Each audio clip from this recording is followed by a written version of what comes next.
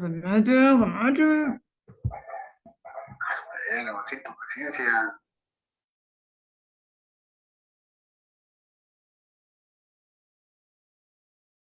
Muebles, muebles.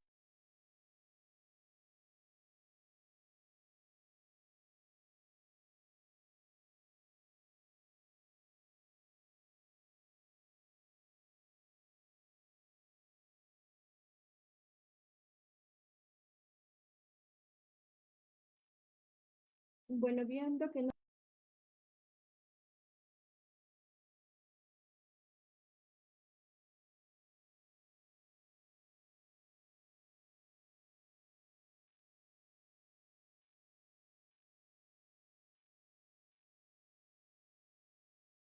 Muy buenas noches, doctor Milton, ¿se me escucha?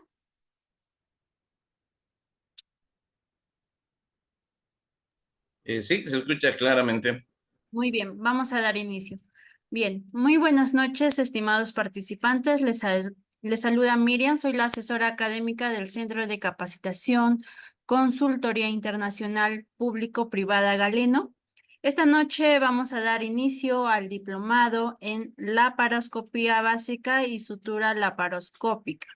A cargo de la ponencia está el doctor Milton Ávila. El día de hoy vamos a tocar el módulo Técnicas de extracción de tejidos. Bien, estimados participantes, para una buena exposición se les pide por favor mantener el micrófono y la cámara apagada.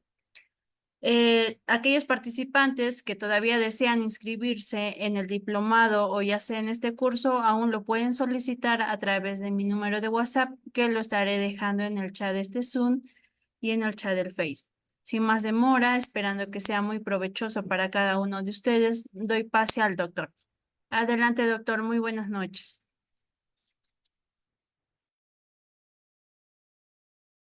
Bien, muchas gracias por la presentación. Espero se esté escuchando de manera adecuada, el audio esté de manera correcta para cada uno de ustedes. Bien, el día de hoy vamos a comenzar con un tema un tanto particular con respecto a lo que es la extracción de, en este caso, de tejidos en diferentes niveles, ya que este es, en este caso, un diplomado bastante, en este caso, variado.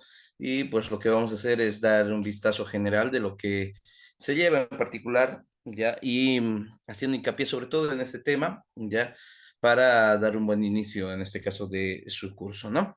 Bien, entonces, sin más preámbulos, vamos a compartir la presentación del día de hoy para darle inicio a, a esta ponencia del día de hoy.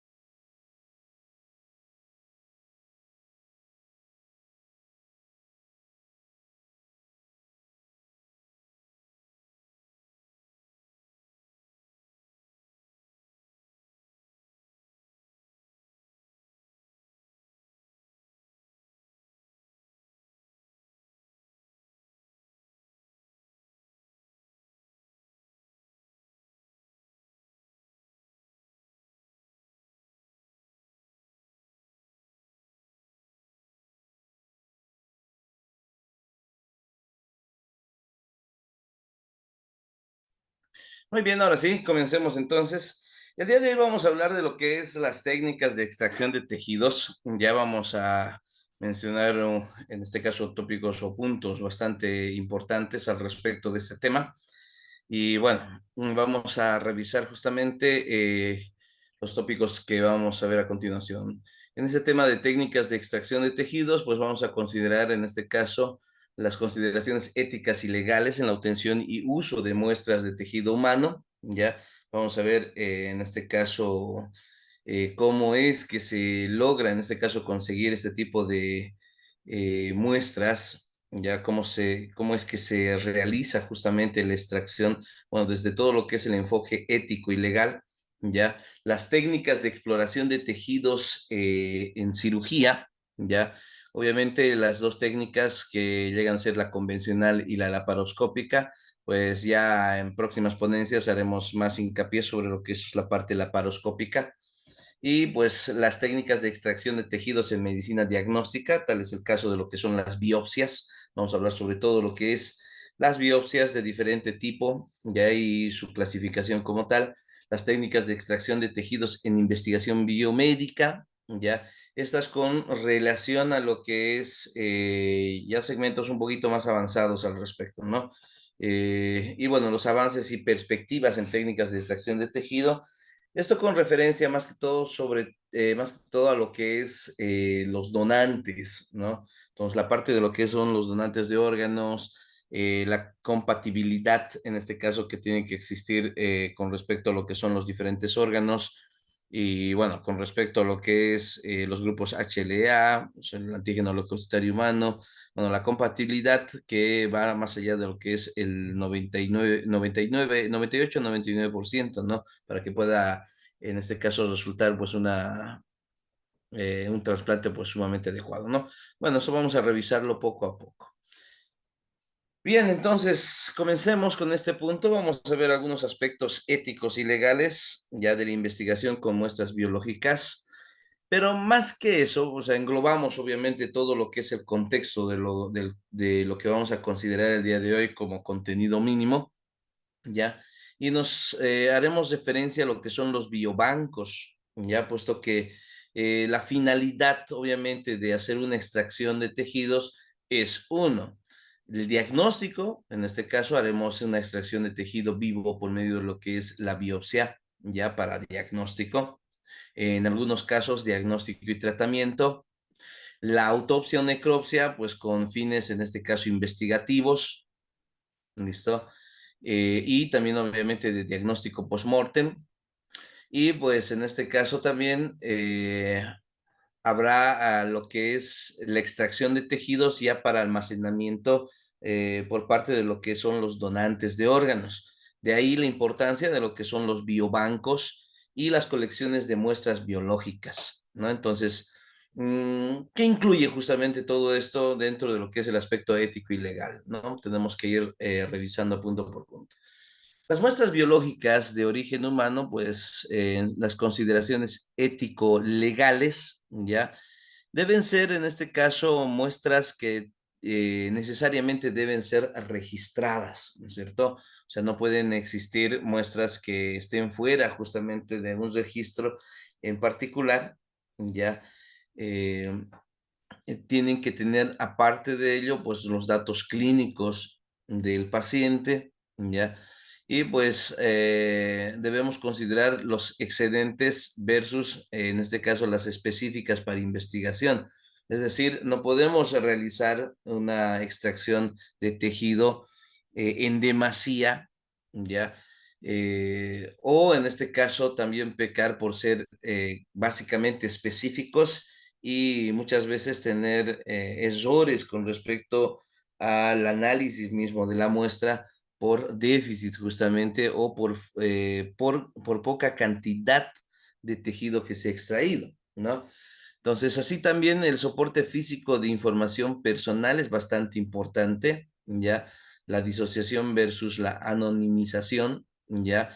En este caso, los análisis genéticos, el almacenamiento y difusión, las colecciones y biobancos, que no son lo mismo, ¿ya? ya vamos a enseguida mencionar con respecto a las colecciones que son meramente de estudio, ya, mientras que los biobancos son de almacenamiento para posteriormente uso. La propiedad, en este caso, en destrucción en caso de revocación. Eso significa que si un paciente llegó a ser, en este caso, firmó para ser donante posteriormente de órganos, eh, tiene, en este caso, la el derecho prácticamente de revocar justamente ese dato, ya, pues, ese enunciado para pues que se pueda revocar prácticamente, ¿no? Y los proyectos de investigación que tienen que ser proyectos de investigación serios para poder, en este caso, realizar estudios con muestras biológicas de origen humano y a no así ensayos clínicos, ¿no? Entonces no se permiten lo que son los ensayos clínicos, sino los proyectos de investigación que presenten prácticamente un fin determinado, que den, en este caso, una buena contribución ya a la parte médica, ¿no? Entonces, la parte ético y legal, pues, circundan bajo estos acápites. Entonces, se tiene la extracción del tejido, ya, se tiene la extracción del tejido, que puede ir, en este caso, a conservación o directamente a análisis, o primero a conservación para luego su análisis de acuerdo a los datos clínicos que se van a obtener, ¿ya? Si no hay conservación, pues prácticamente, si en este caso se consume, entonces no va a haber, en este caso, conservación, en este caso, y pues se da como residuo biológico, ¿no? Entonces, aquí prácticamente la extracción del tejido va a dar como resultado solamente como tejido de estudio y no así, en este caso, un tejido que se va a poder utilizar posteriormente. Entonces, de aquí debemos saber muy bien determinar cuántas muestras o cuántos segmentos se van a necesitar, ya, cómo se las analizó, cómo las identifico y cómo se van a guardar, ¿no? Entonces, para que en este caso se tenga un fin determinado, o conservación o ya como residuo biológico. Si estamos yendo ya como conservación, estamos en boga de lo que es un biobanco, ¿no? Entonces, es decir, para un posible trasplante. Mientras que si vamos en este caso como residuo biológico, lo que se ha hecho es un trabajo de investigación, ¿no? Bien, la nueva realidad nos dice que hay una necesidad creciente de muestras para investigación translacional, ¿ya? Entonces, también las facilidades técnicas para conservación y amplificación de muestras biológicas también es bastante importante y ha mejorado con el tiempo. Sí, también la exigencia de maximizar el rendimiento y la estandarización, pues prácticamente actualmente ya es más exigente, ya los controles de calidad que existen, ya, y bueno, es bastante importante esto, ¿no? Las nuevas interrogantes es si estoy autorizado justamente para realizar este tipo de extracción, ya, si hay un soporte de datos biológicos como el ADN, ya, ni una sola muestra debe ser procesada sin consentimiento informado. Ya la autorización básicamente va desde el punto de vista legal, desde lo que es el consentimiento informado, y esto implica una información completa hacia el donante y o paciente. Ya son muestras de calidad, debemos en este caso responder esta pregunta. Eso de acuerdo a lo que es la obtención, la recogida, la conservación y el procesamiento, y así también a los datos clínicos asociados. ¿Para qué los puedo usar y para qué no? Ya, en este caso, para ensayos clínicos, es lo que a un inicio habíamos dicho que no, ¿no es cierto? Puesto que el tejido extraído es bastante importante desde el punto de vista, en este caso, eh, humano, desde el punto de vista ético, ¿ya? Entonces, si se hace con un fin bastante importante que posteriormente dé más beneficios hacia lo que es la especie humana. ¿Y con quién se puede compartir la información que se llegue a obtener de estos? Ya, obviamente con la sociedad y en beneficio del mismo.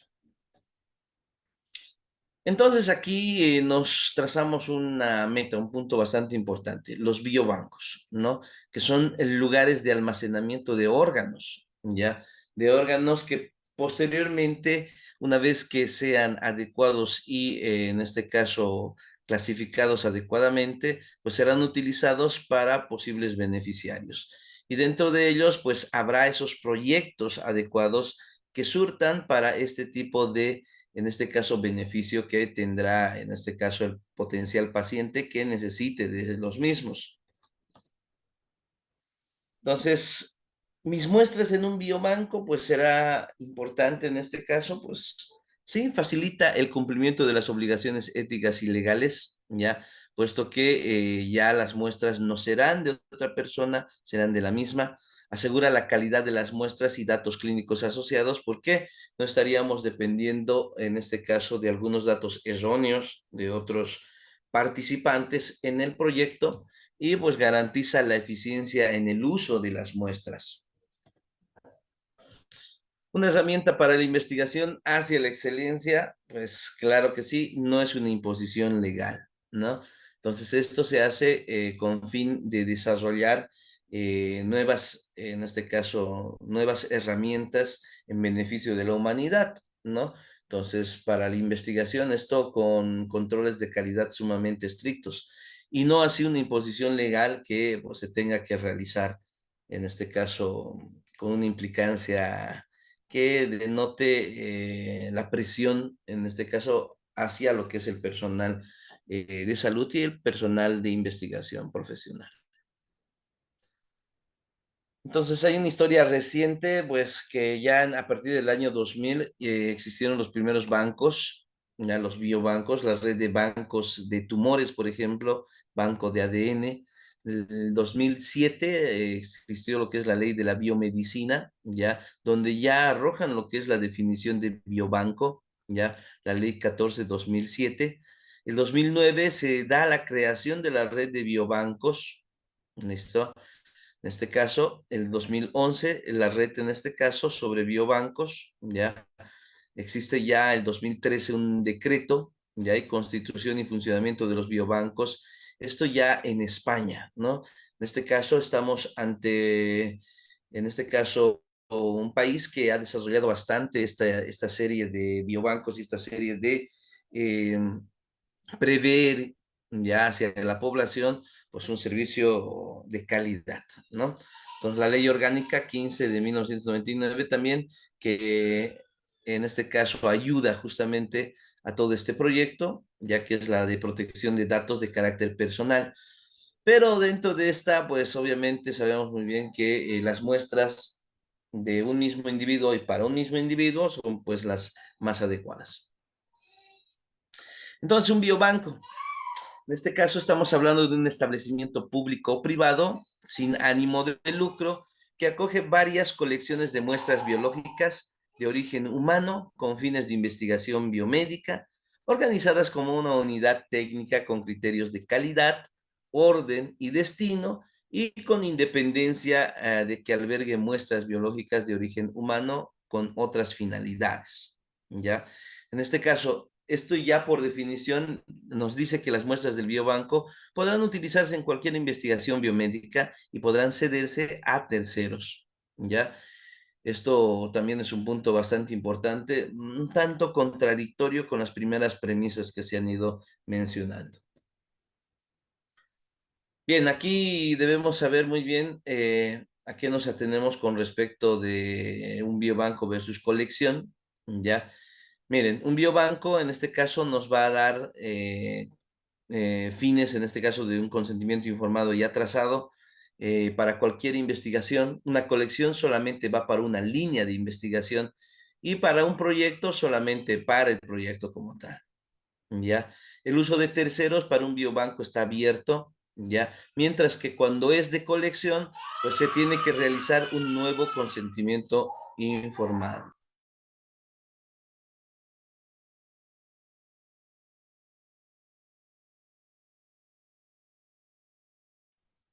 Bien. Entonces, para un proyecto lo propio, se tiene que realizar un nuevo consentimiento informado. El registro, en este caso, se tiene que realizar por medio de un registro nacional de biobancos, ¿ya? Mientras que la colección, pues, nos da como resultado un registro nacional de biobancos y, sobre todo, del establecimiento. Y el proyecto, pues, netamente el registro es solamente del establecimiento. Entonces, la responsabilidad es institucional cuando hablamos de un biobanco, ¿ya? Mientras que cuando hablamos de colección, pues hablamos la responsabilidad netamente del investigador, ya al igual que en un proyecto, ¿no? Un sistema de calidad, pues en la parte de colección y proyecto, pues no nos provee a un sistema de calidad óptimo, mientras que en un biobanco sí, ¿no? Lo que se quiere alcanzar con esto es obviamente la excelencia con respecto al almacenamiento de las muestras que se puedan tener, en este caso con fines de investigación o con fines, en este caso, de trasplante y demás, ¿no?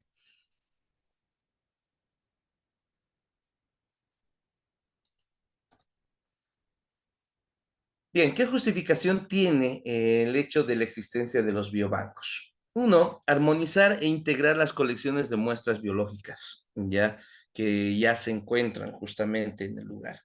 Dos, dar apoyo a la investigación, facilitando el acceso a las muestras a grupos de investigación e industria, fomentando la colaboración. Tres, generar nuevas colecciones ya de muestras de diferentes patologías, ya. Esto en especial, con especial interés en series de enfermedades raras. Cuatro, garantizar una excelente calidad, pues obviamente estos biobancos apuntan a lo que es la excelencia, ¿ya? Y bueno, por último, proteger los derechos de los donantes, ya garantizando el correcto uso de sus sesiones. Bien, ¿cuál es la estructura en este caso del biobanco? Vamos a tomar el ejemplo en este caso del biobanco de Aragón, en este caso en España. Entonces vemos que existe una conformación logística bastante especializada, pues vemos un comité ético externo, ¿ya? Y un comité científico externo. Estos presentan un reglamento interno, un plan estratégico, ¿ya? Entonces habrá un titular responsable, ya, director científico coordinador, ya, estarán prácticamente los nodos que son justamente los que van a ser de estrecha comunicación, los responsables y técnicos, ya, y dentro de lo que son las colecciones, pues los responsables de las muestras, ¿no? En este caso en patología gástrica, en banco de tumores, las BAFIs, en neoplasias hematológicas, ya, en este caso en las dislipidemias primarias, en enfermedades lisosomales, en esclerosis múltiple y un sinfín de patologías ya con fines de investigación. Esto en este caso para lo que son las colecciones, ¿no? Bien, vamos en este caso a lo que es la extracción de muestra ya con fines diagnóstico y nos vamos a abocar a lo que es la biopsia, ¿ya? Se refiere a la biopsia, en este caso se denomina al mismo como un procedimiento quirúrgico que busca tomar un fragmento de tejido de un organismo vivo para ser analizado y definir su composición histológica, ¿ya? Esto con fines de un diagnóstico definitivo y establecer un plan de tratamiento si es que, en este caso, así los requiera.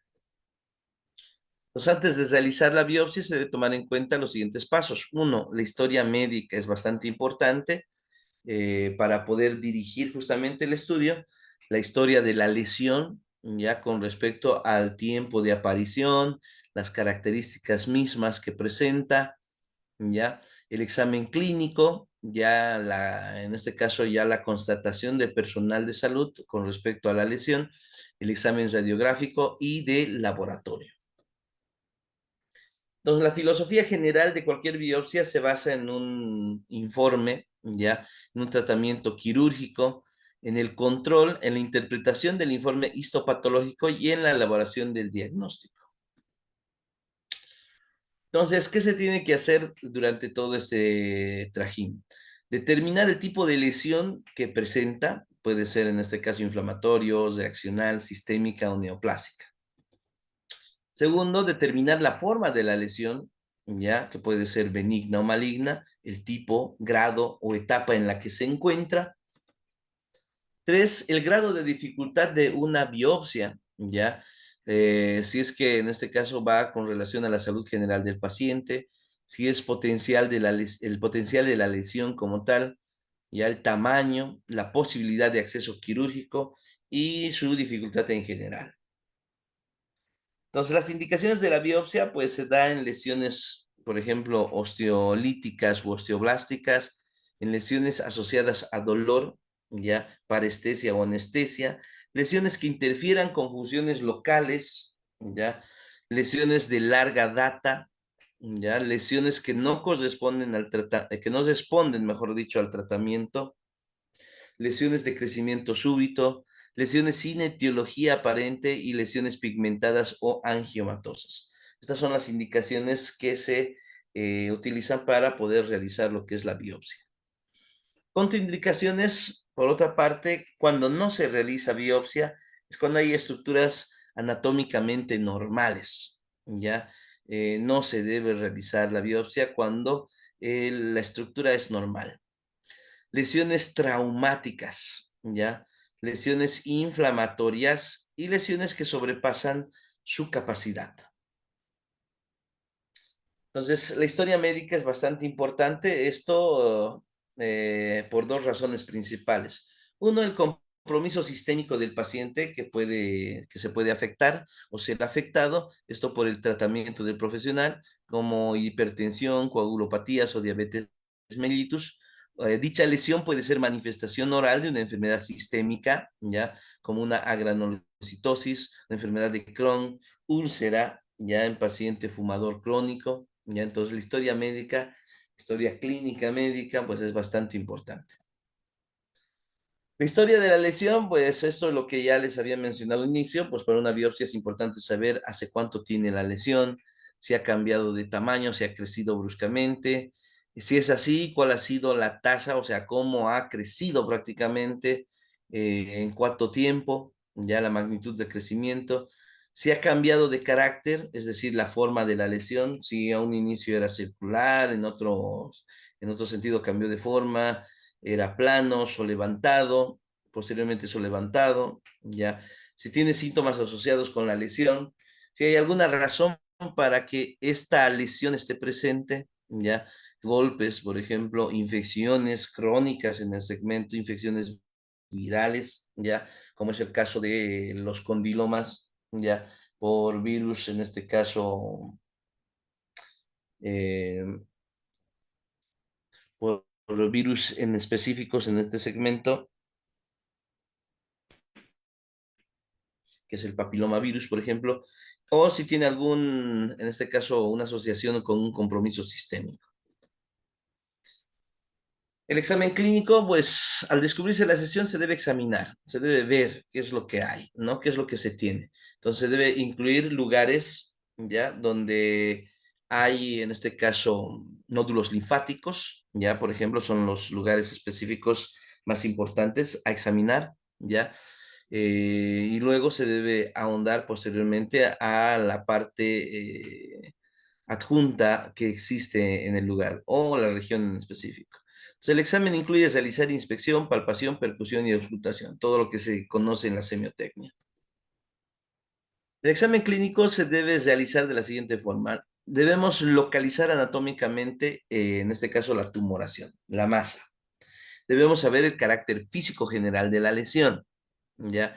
El tamaño, ya se debe medir cuánto mide, en este caso, la textura de la lesión, si es única o múltiple, la superficie, si es lisa, rugosa o irregular, la coloración, si es hiperpigmentada, hipopigmentada, el tipo de límite de la lesión, si presenta un límite con respecto a lo que es la membrana basal o es invasivo, la consistencia de la lesión a la palpación, ya, si es firme, si es renitente, ya, la presencia de la fluctuación, si mueve o no se mueve, si es fija o móvil, la presencia de pulsación, si es que existe una pulsación, pues vemos debemos tomar en cuenta si es que hay una vascularización abundante, ¿ya? Y el examen de nódulos linfáticos, que es bastante importante también.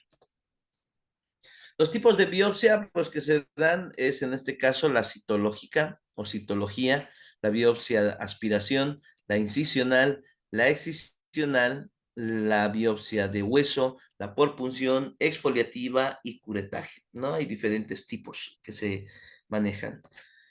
Y bien, la instrumentación básica para una biopsia, pues será bisturí, en este caso también conocido como entajada de melón, número 15, y un separador, ya, la pinza fina o gancho de tracción, frasco con formaldehído al 4% para la conservación. Recuerden muy bien que una vez obtenida la muestra se debe fijar, ya. Si es biopsia ósea, se va a necesitar de forma extra un cincel o martillo, y martillo, perdón, las cucharetas, ya, y en este caso también las agujas y troca. Biopsia por aspiración, esta técnica es la que utiliza una aguja ya y jeringa para penetrar la lesión y aspirar su contenido, ¿ya? Entonces, no se obtiene, en este caso con esta técnica, tejido como tal, sino una parte del segmento. Entonces, la indicación es para lesiones de contenido líquido, con excepción del mucosele, para lesión intraósea antes de la exploración quirúrgica. Y la técnica es que se utiliza una aguja de calibre 18, ya con una jeringa de 5 a 10 mililitros. Allí el segmento debe ser anestesiado, una anestesia local, y se inserta la aguja en la profundidad de la lesión durante la aspiración. La punta de la aguja, en este caso, debe ser reposicionada para que siempre esté a nivel de lo que es el centro de la lesión. Otra es la biopsia incisional, ya que es un tipo de biopsia en la cual se saca una muestra de la lesión. Si la lesión es grande, pues en este caso se puede obtener varias partes y características diferentes, ¿ya? Se tienen que sacar muestras de varias partes procurando dar con estos, ¿ya? Y tener una representatividad, ¿no? De la lesión. La indicación, si el área investigada es de difícil escisión por su gran tamaño, ¿ya? Si tiene una localización difícil, si hay sospecha de que la lesión sea de carácter maligno, recordemos muy bien que la incisional se refiere a una parte de la lesión directamente, una muestra de la lesión. Por otra parte, la excisional pues es distinta, ¿no? Ya vamos a ver que parte de la excisional maneja también lo que es un segmento de tejido normal.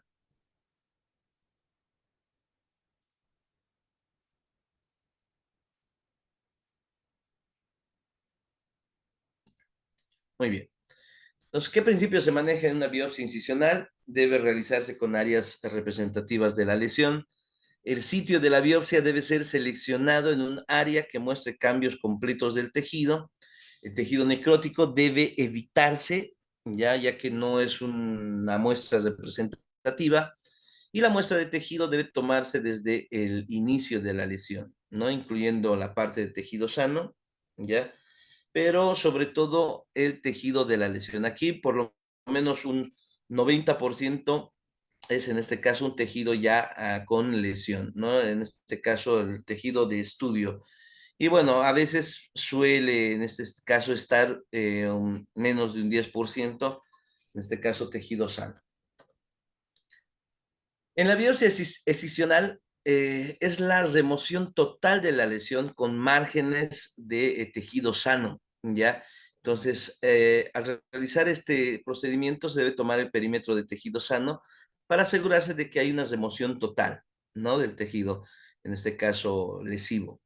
También puede constituir el tratamiento definitivo, ¿ya? Aparte de ser diagnóstico, puede ser también terapéutico. La indicación, esto en lesiones pequeñas que clínicamente parecen benignas. Esto en cualquier lesión que puede ser removida completamente sin mutilar al paciente y en lesiones vasculares pequeñas y pigmentadas que deberían también ser removidas en su totalidad. Un principio que se utiliza es que se realiza sacando toda la lesión más un perímetro de 2 a 3 milímetros de tejido sano, ¿ya? Es por eso que aquí más o menos el 100% del tejido, en este caso lesivo, más un margen de tejido sano. ya de un 2 a 3 milímetros de perímetro alrededor. Biopsia en tejido blando, pues esta es un procedimiento simple e indoloro, ya, y se puede hacer rápidamente hasta en consulta con un instrumental básico. Por lo común se utiliza o por lo menos se obtiene la biopsia de lo que es la mucosa, ya que es fácil de biopsiar, puesto que es indoloro, ya, y la técnica difiere solo de la localización anatómica, el tamaño y el tipo de la lesión.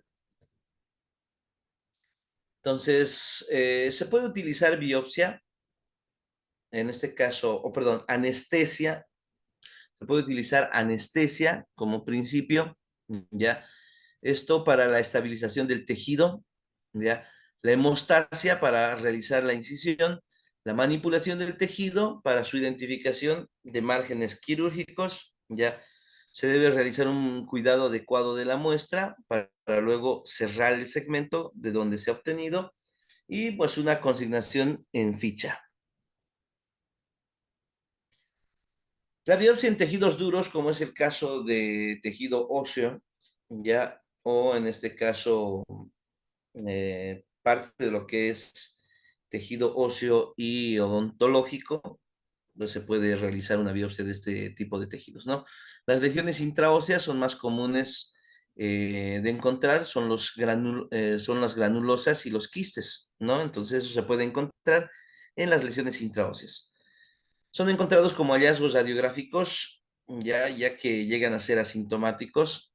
Sin embargo, el tratamiento puede incorporar la remoción del quiste en la forma de una biopsia excisional, aunque si es una lesión grande, pues solamente se puede tomar una biopsia incisional y esta, pues obviamente siendo un quiste que está dentro de lo que es el segmento óseo, pues se considera como biopsia en tejidos duros. Se debe derivar la biopsia, esto en este caso en son de la salud del paciente, ¿ya? El profesional debe tener criterios para determinar cuál biopsia debe realizar personalmente y en este caso cuál debe derivar. Si hay mucha dificultad quirúrgica, pues obviamente se debe derivar a subespecialidades muchas veces, ¿no? En este caso, si se piensa de tumoraciones malignas, ya tenemos lo que es la parte de la oncología quirúrgica, ¿no? Y pues también, como ya les había mencionado en este punto, dificultad quirúrgica y potencial de malignidad. Vamos con lo que es la extracción de tejidos de donantes ahora, ¿no? Entonces aquí también debemos ahondar desde otro punto de vista, ya no de diagnóstico, sino también en este caso de beneficio. Entonces, esta extracción de tejidos de donantes, pues se tiene que tener una valoración de los donantes en relación a cada uno de los tejidos a extraer, ¿ya? Y se va a utilizar algunos criterios en particular. En este caso vamos a incluir solamente dos, ¿ya? Con respecto a lo que es el tiempo. Los más importantes, pues un donante óseo, por ejemplo, ¿ya? Que debe estar entre la edad de 16 a 55 años, ¿ya?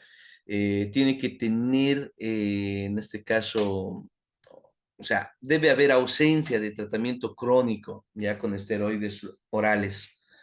Y la presencia de fracturas invalida la donación de la zona traumatizada y se debe cumplir con los criterios generales de donación de tejidos, ¿no? En este caso, que no se presente ninguna patología de base, enfermedades autoinmunes, ya, que pueden hacer que también varíe justamente el tejido y pues haya rechazo por parte del receptor, ¿no? Entonces aquí básicamente parte de lo que es la donación ósea, pues ayuda también en lo que es la formación de glóbulos rojos. Recordemos muy bien que hay una médula ósea, dependiendo obviamente el tipo de hueso, ¿no? Sabemos muy bien que un hueso largo adulto, pues no puede dar mucho beneficio con respecto a lo que es la médula ósea, porque sabemos que su médula ósea es amarilla, con gran invasión de tejido adiposo y poca cantidad de tejido hematopoyético, que es la médula ósea roja. Sin embargo, pues otros lugares donde presentan la médula ósea roja, que son el esternón, ¿ya? Y la cresta ilíaca, son puntos importantes también para poder realizar, en este caso, este tipo de donación ósea, ¿no? Son puntos realmente anatómicos bastante importantes. Otro es la donación de válvulas cardíacas y el donante debe tener una edad de 16 a 55 años. Ausencia de fiebre reumática o cirugía cardíaca previa, ¿ya? Y el cumplimiento de criterios generales de donación de tejidos, ¿ya? Entonces, esto también en donantes de válvulas es bastante importante. Aquí se incluye antecedentes de faringoamigdalitis pultácea a repetición. ¿Listo? Aquí se añade también esa situación. Esto por poderse producir el mimetismo por parte del estreptococo beta hemolítico del grupo A hacia lo que son las válvulas, ¿no? Entonces, el mimetismo hará de que el donante que done este tipo de válvulas y el paciente que presente, el receptor que paciente, perdón, el receptor que en este caso presente una faringoamigdalitis, ¿ya? Y que se haga el tratamiento, como es el caso con una penicilina, ¿ya?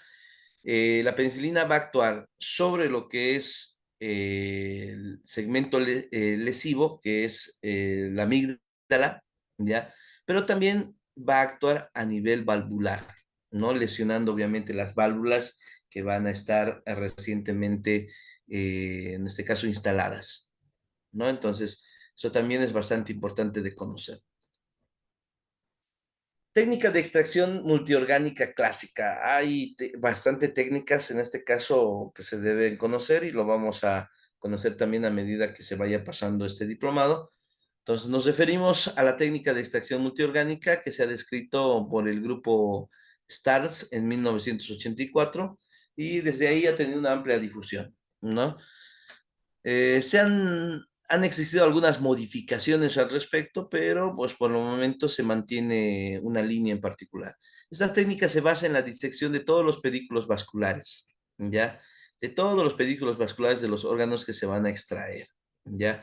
Entonces recordemos muy bien que el corazón tiene un polo vascular, entonces hay un clampeo de estos segmentos del pedículo vascular o del polo vascular ya para, en este caso, que este órgano pueda ser extraído, ya. Lo mismo a nivel pulmonar con respecto a lo que son los ilios, ya. Y de la misma forma, pero este que llega a ser un poco más complejo a nivel pancreático, ya, sobre la vasculatura que llega a este nivel, ¿no es cierto? Parte de lo que son las ramas gastroduodenales, ya, duodenopancreáticas y demás, ¿no? Entonces hay diferentes órganos, ya como el hígado también que presenta su ilio, ya que se debe tener bastante en cuenta, se debe tener una implicancia bastante importante. Entonces, se tiene que tener una buena disección de todos los pedículos como tal.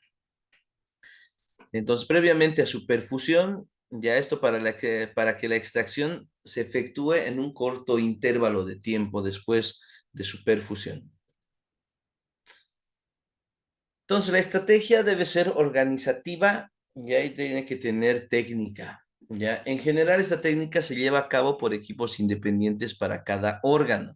Es decir, en este caso, un equipo de cirugía cardíaca, ¿ya? Para el corazón, un equipo de cirugía hepática para el hígado, de cirugía renal, ¿ya? Pulmonar y así sucesivamente, ¿no? Entonces, cada uno va a presentar su equipo para poder extraer, en este caso, estos órganos, en este caso de donación posteriormente, ¿no?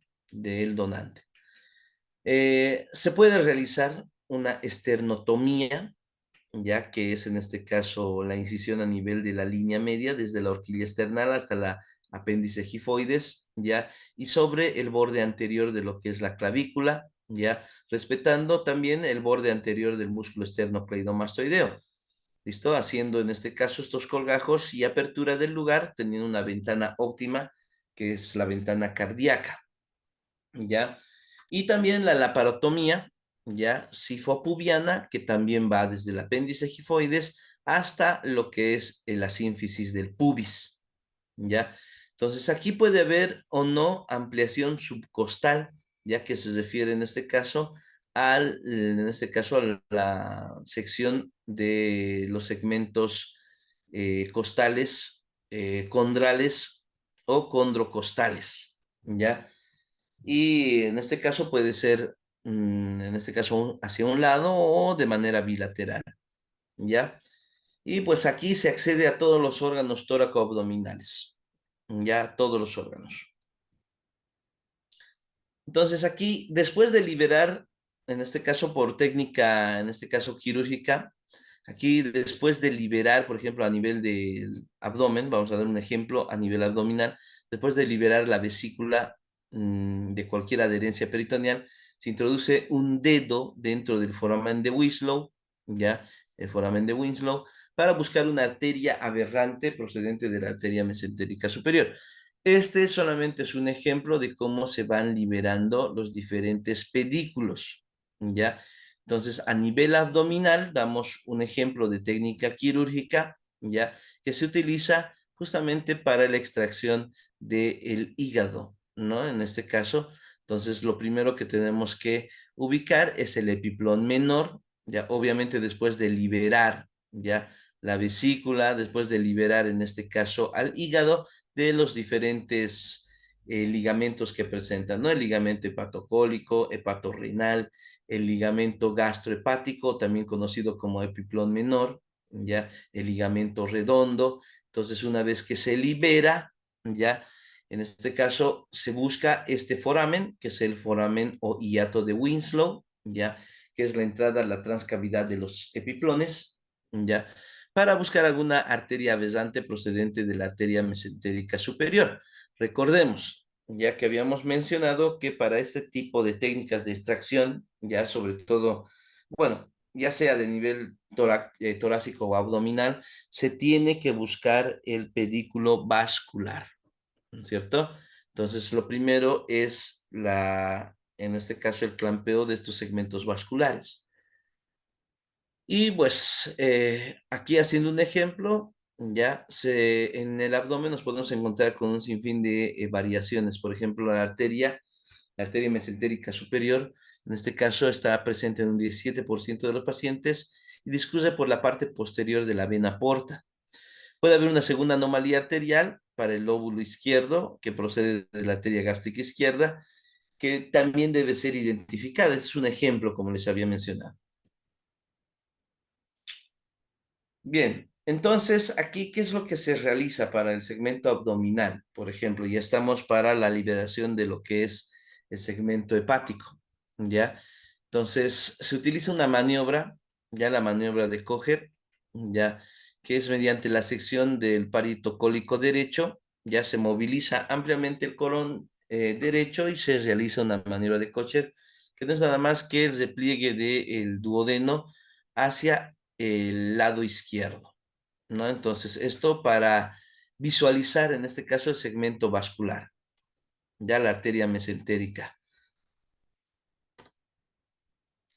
Una vez que ya se han identificado los vasos, pues se ya van liberando todo el contenido abdominal, ya para lo que es la parte hepática, pues los vasos que van directamente al hígado, la arteria hepática, ya la arteria hepática propia, hepática común, en este caso la vena porta, ya todo lo que es el pedículo identificado, ya. Y en este caso, para la parte intestinal, pues aparte de lo que es la mesentérica superior, la mesentérica inferior, ¿no? Entonces se diseca todo el segmento primero vascular, ¿ya? Entonces va a haber la disección de los elementos del hilio hepático, ¿ya? Para luego poder realizar, en este caso, su extracción. Bien, aquí seguimos con el ejemplo. Ya se identifica y secciona la arteria gastroduodenal y se diseca la arteria hepática propia. Seguimos con lo que es la extracción a nivel hepático y se realiza la misma maniobra que para la arteria gástrica izquierda, ya la maniobra de Kocher o Kocher, como quieran mencionarlo. Ya entonces es repliegue y la visualización justamente de los vasos implicados y posteriormente su clampeo para luego, en este caso, realizar la perfusión, ¿no? De estos mismos. Hay la técnica de visceración abdominal total, ¿ya? En este caso, esta técnica de visceración ya nos permite extraer todo lo que es el contenido tóraco-abdominal Y se puede hacer directamente en cadáver, ¿ya? Esto ya en donantes que prácticamente se han ido formando, pues con el pasar del tiempo, ¿ya? Y que prácticamente ya han decidido donar, en este caso, sus órganos, y aquellos pacientes que son terminales también, aquellos órganos que prácticamente son de utilidad, ¿no? Para los potenciales receptores. Y de la disección de los diferentes órganos ex vivo, ¿no? En pacientes que van a realizar la donación, pero que todavía gozan de vitalidad. Entonces aquí, por ejemplo, vamos a dar una técnica en particular, la disección en el cadáver, ya que se realiza la esternotomía y la paratonía media, ya, la ampliación subcostal bilateral después de la parada cardíaca, ya. Se abordan los órganos torácicos y abdominales y se extraen cada uno de ellos. Lo primero que se debe realizar para la extracción de este tipo de órganos y tejidos es la identificación vascular. Ya lo estoy volviendo a repetir porque es la parte más importante de este tipo de técnicas. ¿Ya? Entonces hay maniobras torácicas, la apertura de pericardio, la disección de los grandes vasos, el pedículo vascular o el polo vascular cardíaco, la individualización de la aorta ascendente, ¿ya? La individualización de la arteria pulmonar, ¿ya? Si se va a efectuar también lo que es la extracción pulmonar. Las maniobras abdominales constan de individualizar la vena mesentérica. Esto ya como ejemplo, ya lo habíamos mencionado, ya lo había mencionado, para cómo se realiza una evisceración directamente de todo el contenido abdominal, ¿no? Entonces, lo mismo aquí ya como técnica ya para disección cadavérica, pues se debe visualizar y se debe individualizar la vena mesentérica superior a nivel de la raíz del mesocolon. Y también la aorta infrarrenal, inmediatamente por encima del origen de las arterias ilíacas. En el caso de que el donante reúna criterios para la extracción de segmentos vasculares, la canulación se efectúa a nivel de la arteria mesentérica inferior, ¿ya? Con el fin de conservar parte de lo que es el tronco aórtico antes de la bifurcación, en este caso, en arterias ilíacas comunes. ¿Ya? Entonces, se debe individualizar cada uno de estos segmentos para mantener vitalidad, porque recordemos muy bien que estas van a ser nuevamente perfundidas. Entonces, una vez practicadas las maniobras, ya cuya duración debe ser entre 15 a 30 minutos, no se puede perder más tiempo porque a medida que pasa más allá de los 30 minutos, la vitalidad disminuye drásticamente. Se administra heparina sódica, ya una dosis de 3 miligramos kilogramo de peso intravenoso, ya, y se puede añadir en este caso la clopromacina y omanitol, ya, dependiendo del protocolo utilizado por los equipos hepáticos y renales, ¿ya? Y luego se procede a la inserción de cánulas de perfusión. A nivel del tórax, la inserción de cánula de cardioplejía en la raíz de la aorta, la inserción de cánula a nivel de la arteria pulmonar, si se va a practicar extracción de los pulmones. En el abdomen se utiliza también la inserción de la cánula de 18 a 20 French en adultos y de 14 a 16 French en niños a nivel de la vena mesentérica superior, y la inserción de la cánula en aorta distal de 20 a 40 French en adultos y también, en este caso, de 20 a 24, perdón, French en adultos y de 14 a 16 French en niños. Entonces se realiza justamente esa técnica prácticamente para la evisceración abdominal total. Bueno, ese tema es bastante ampuloso, pero hemos intentado resumir lo más que se ha podido. Y bueno, pues ya para posteriores ponencias de este diplomado, pues lo haremos, estaremos ahondando detalles más ínfimos de este segmento. Bien, siempre agradecido por su gentil atención de cada uno de ustedes. Bueno, esperemos justamente contar también con su participación en las próximas ponencias. Les agradezco mucho su gentil atención y pues a cada uno le deseo una muy buena noche. Hasta una próxima oportunidad.